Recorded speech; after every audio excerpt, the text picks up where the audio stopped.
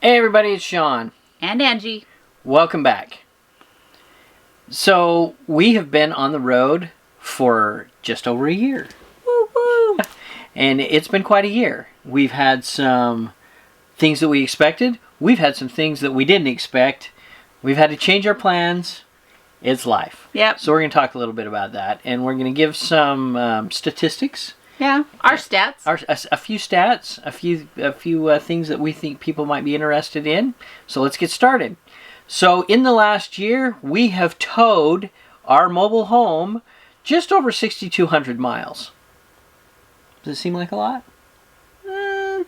No. Some of that was unexpected because we had to make an unexpected trip all the way up to Washington from New Mexico. Right. Sometimes you just got to roll with the punches. Our tow vehicle, our truck, we put just a little bit over 12,000 miles on total.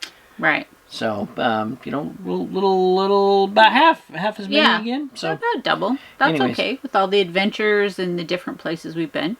We hit 14 states this year, which again was not something that we had expected. We expected to mostly stay out west, but with the issues with the trailer, we ended up out in Indiana and then going south. And now we're in Florida. Which was not expected. We'll be leaving here shortly and headed back west slowly. Yes. We don't want to be home just yet. It's cold there. We hit 14 national parks / national monuments / national historic sites. So 14 states and 14 national historic sites. Kind of cool. Yeah. So got a few of those checked off our list. And some people may ask why that is. Because we had camp hosted, one of the benefit once you received 240 or 250 hours was that they issued us both a free volunteer pass, which is good for a year. So we're just trying to take advantage of that free pass. Right. And so we spent 5 months camp hosting in Moab for the BLM. Positive experience. Not all expected.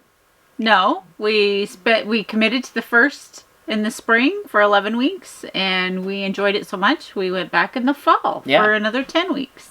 So, very positive experience. We'll talk about that a little bit later. And we spent 2 months mooch docking in our own driveway. Is it mooch docking if you're in your own driveway? Well, we rented out the house to our kids, so we were mooch docking at our house. So we didn't sell our house. Fortunately for us, our youngest daughter and her family they were in a position where their house sitting, renting our house for us, and so when we still have that home base. Although, like Angie said, when we get there, we stay in the trailer in the driveway. It's odd, kind of odd. Well, they need their space. It's our home. We need our space. This is our home, and that's one of the unexpecteds, I think. Yeah, we'll get to that in a little bit too. So campground fees, and this is kind of an odd number for me when I started adding it up. So we spent $777.70 on campground fees. And some people may think, wow, that doesn't seem like very much. We do spend a lot of time boondocking. But honestly, the most of that was our yearly trip that we've taken for 20 years with our kids. Yeah, almost half of it was a 3 days worth of campground fees in Lava Hot Springs. But that is what it is. Yeah. So, but it's still an unusual fee. Now, some people will be like, wow, that's crazy low. How did you do that? And again, remember, we spent 5 months camp hosting. So and 2 months mooch docking. And we did plenty of camping on U.S. Forest Service land and in some BLM areas. And we did spend some fees at U.S. Forest Service campgrounds and a few in RV parks. Not a lot. So what we like most. Right. That kind of gets back to a little bit about the camp hosting. One of the unexpecteds for me personally was the circle of engagement that I got to get involved in as a camp host with such a wide variety of individuals. People would seek us out because we were the camp hosts. They would want recommendations, what to do, what to see. And of course, part and parcel of that conversation was, where are you from? What's it like in your area? And so I got feedback from a tremendous amount of people about what to do, where they're from. Right. That was quite fun for me. The sharing of experiences and where to go, what to see, what to do. So people have said, why would you camp host? Why would you volunteer your time to go work for whoever it might be, BLM, Forest Service, Corps of Engineer, Park? Why? You could make more money doing other things, and that's true. But we didn't do it to just make money. We did it Right. for the experiences, and like I said, just so positive, being able to engage with such a wide variety of different people. Now, were there times where it was like, pull your hair out because not everybody was friendly? There were times. But it wasn't like work. And I guess if we were camp hosting maybe for a private park, it might be slightly different. But it wasn't so much work for us. And so was the draw for us. Yeah, very, very positive. Very, very positive experience. That's why we're going to do it again in Alaska. But for me, the thing that I most liked was all the different places and environments and terrains and just how beautiful our country is and how each place has its own wow factor.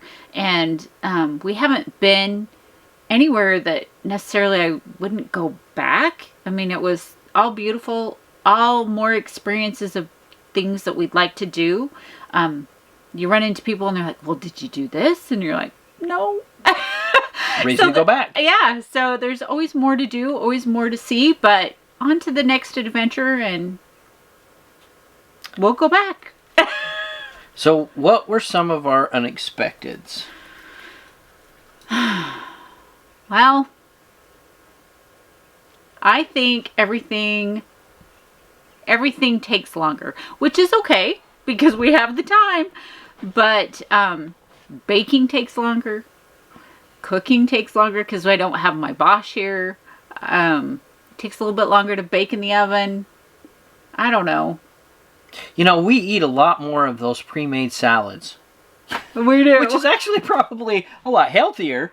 Maybe. Than, McDonald's or whatnot. Oh, definitely. One of the unexpecteds for me is we really don't eat out very much. We had packed some clothes to potentially have nights out, a little nicer nights out, but we do most of our cooking and eating here at the trailer.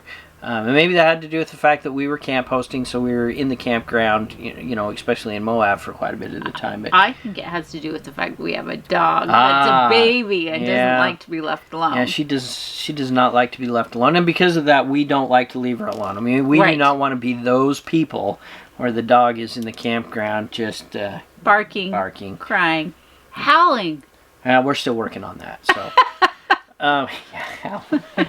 So one of the other unexpected things was, and you kind of plan for this, but then when you're living it, it kind of changes in that power management.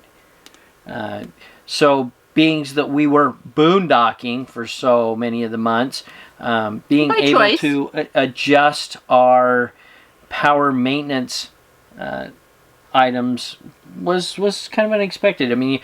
Certainly we planned around the sun. Yeah, you take for granted at home, and a sticks and bricks, how easy it is to just plug something in and charge it, and having to take advantage of the sun.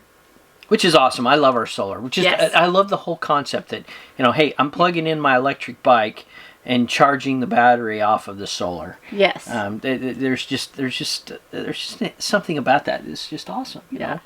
And knowing that it's not costing you anything. Yes. So one of the other unexpected kind of things that occurred to us is we aren't camping anymore. No.